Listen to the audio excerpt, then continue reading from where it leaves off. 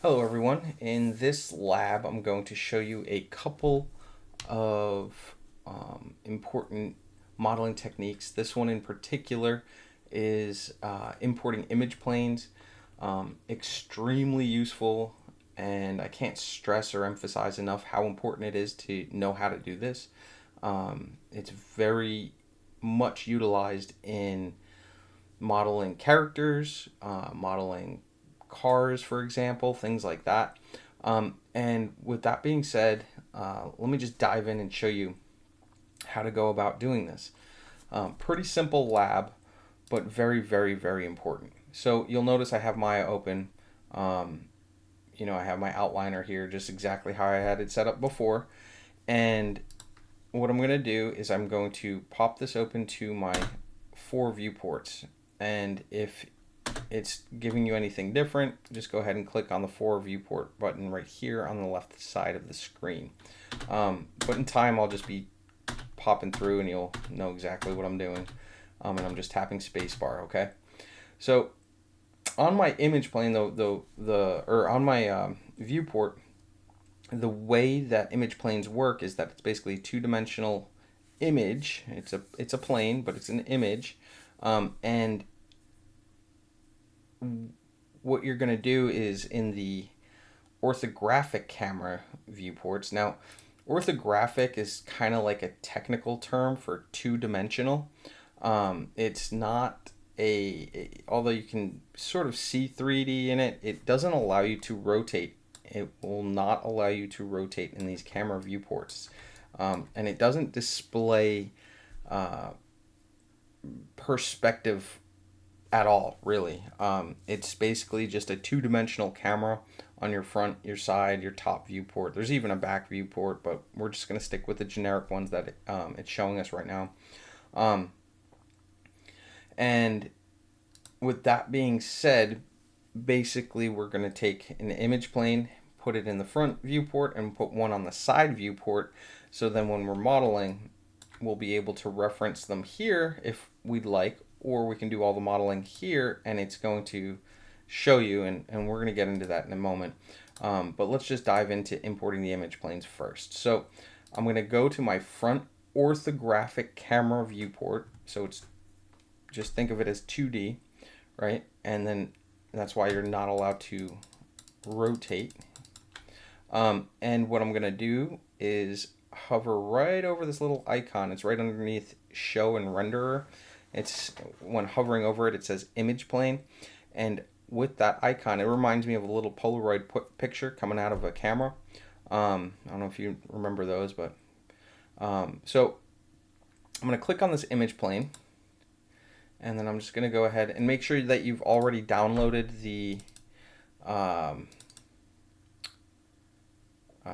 image inside of the canvas shell on lab 2. It's this little sword concept. So if you haven't done that, pause the video and download this image. And now go ahead and click open. And you'll notice here I've got my image that I just imported, that little sword concept. And you'll see it also here in my in my perspective viewport. So I've got my image plane here, and like I was mentioning earlier, you're normally going to have at least 2 different image planes when referencing. Sometimes you might only have one because you might only have one image to reference from, but it's always recommended, if possible, to include more than one reference. So we're going to stick with the same exact image that we just imported for the side viewport as well. So if I go and hover over this little import image plane icon here in my side orthographic camera, that little -X, by the way, is because you're looking at it from the x-axis. This one's from the z-axis, and obviously the top is from the y-axis because y is up and down. But these two can get a little confusing because they're both sort of horizontal, but you'll get the hang of it.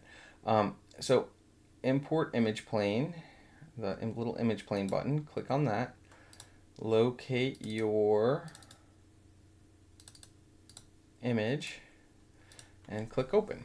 So now you'll see in my perspective view, I've got both of my images here, right? I've got my front orthographic camera viewport with the sword, and then I also have my side orthographic camera with the same exact image of the sword. Now,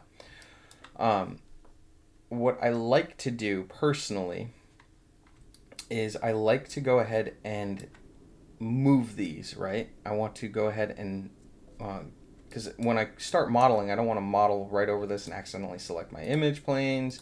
It can just get a little confusing, right?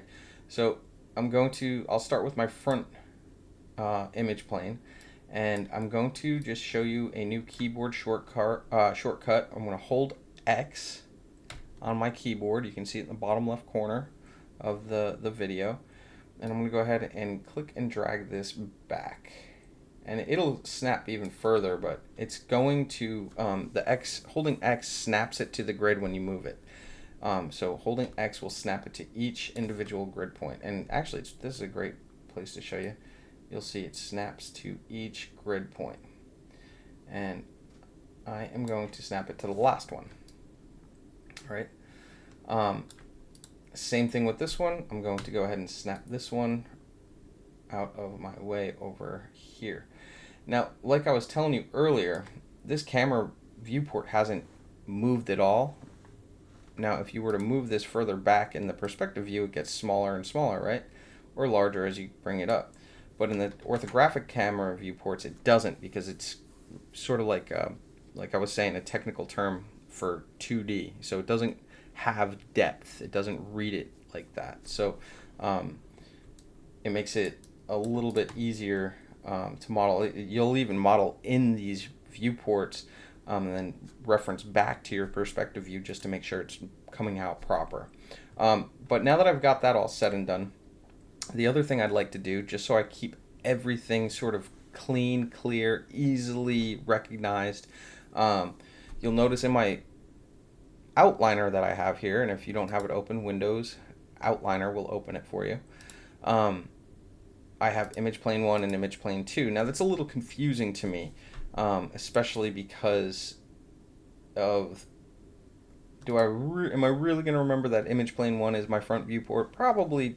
I'm probably going to forget while I'm modeling. But if I wanted to access it easily in the outliner, I can click on it here, and I'm just going to go ahead and rename it, and I'm going to call it front sword image plane. Okay, and I'm going to copy that, and now I'm going to go to my side, and I'm going to rename this one side sword image plane. Okay, so now that I've got both of those labeled, and you'll notice in your outliner it actually does change the names, and it allows you to easily select them. I'm going to zoom out a little bit on my top viewport so you can see that it is actually selecting them. Right, so now I've got both of them selected. You'll see where they're located here in my top orthographic viewport, but we're not going to utilize this viewport that much during the semester. Maybe you will for some placement of items in a room or something like that, but either way. Now in my perspective view, I'm going to open this one up, and while I'm modeling, I personally don't like having these visible because it just kind of gets me distracted in a way. I want to be able to just focus on the model itself. Because I'll actually be doing a lot of my modeling in the orthographic viewports, and I'll be referencing it back to my perspective view just to make sure it's coming out proper. So what I like to do is I'm going to click on my front sword image plane, and I'm going to go to the attribute editor right over here.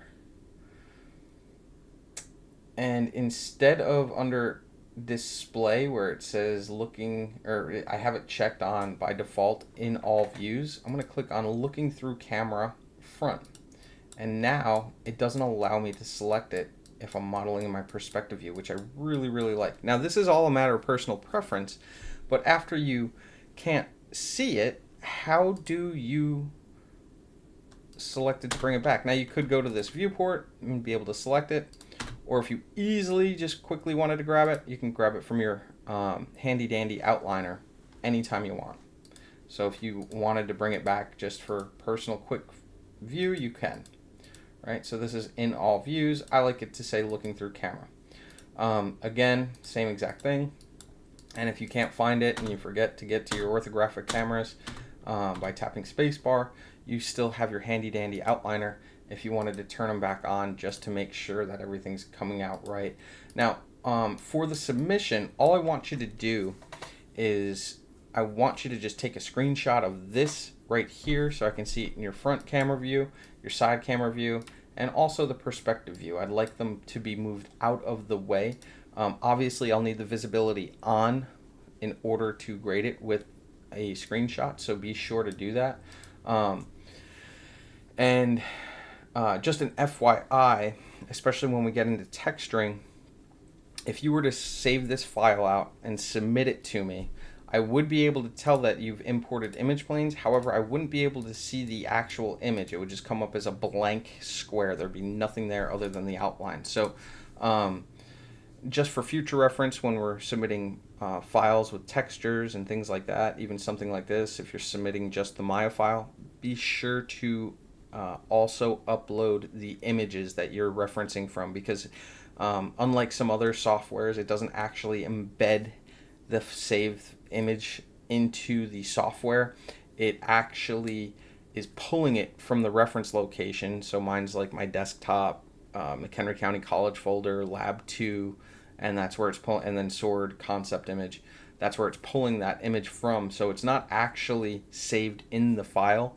It's actually just pulling the information from a location where it knows where to find it. So with that being said, if you do on future assignments have images that you're submitting Maya files with, be sure to attach the images themselves or upload the images separately from the Maya file. Just make sure you get it all together just so you're aware. However, for this assignment, a screenshot is perfectly acceptable, just how I have it on my screen. And also, if you have any questions, please don't hesitate to reach out. Shoot me a message on Canvas. If you have any questions, like I said, please don't hesitate to reach out to me. And Canvas inbox is the quickest, easiest, fastest way to get a hold of me. Now, the other thing, one last quick little keyboard shortcut, which I forgot to mention in the last video, but I'm going to for sure include it in this one, is anything that you're modeling or working on in a file. Let's just say you get like way over here and things just kind of start being weird and it's hard to and you just want to get to that one object, right? And you have to zoom in and pan and move around and rotate and all that stuff. Really quickly, if you tap on the image or select the image, or even if you can't find it in the scene, it just seems to have vanished, right? You can find it in your outliner, click on it, and then it's going to make most sense in the perspective view to demonstrate. Tapping F will zoom right in on that object that you have selected, and it will focus its rotation, zoom, and all that other stuff right through and through with the F keyboard shortcut. So that F keyboard is I don't know the official name of the shortcut, but it's zooms in directly on your object. So or focuses, maybe F is for focuses on that object. Either way, very, very useful little keyboard shortcut. I use it all the time. So if I wanted to quickly snap to this one, I can. Or if I wanted to quickly snap to this one, I can. Make sure your mouse is hovered into the viewport itself. So anyway, just thought that would be a really helpful little tool to know moving forward through the semester. But other than that, hope I've been able to answer all your questions if you had any on this.